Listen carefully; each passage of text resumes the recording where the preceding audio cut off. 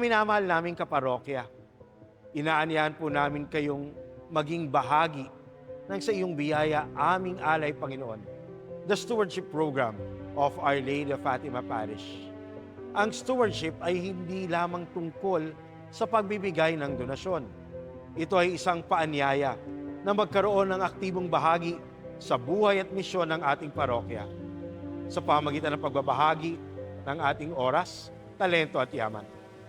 Stewardship is our generous response to God who constantly showers us with His blessings.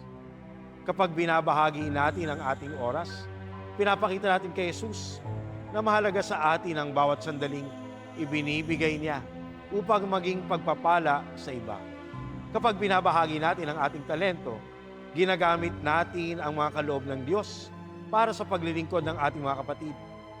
At kapag binabahagi natin ang ating yaman, pinapaalala natin sa isa't isa ang walang hanggang kabutihan at kagandahang loob ng Diyos. Sa bawat pagbabahagi, tayo ay nagiging daluyan ng biyaya ng Diyos. Sa bawat pagbabahagi, tayo ay nagiging biyaya ng Diyos sa ating simbahan. Sa bawat pagbabahagi, tayo ay nakikiisa sa misyon ng simbahan. Mga kapatid, sama-sama natin ipagpatuloy ang misyon ng ating parokya. Makiisa sa paglilingkod, maging bahagi ng pagmamahal ni Jesus, maging tagapangalaga ng Our Lady of Fatima Parish. Sa iyong biyaya, aming alay, Panginoon.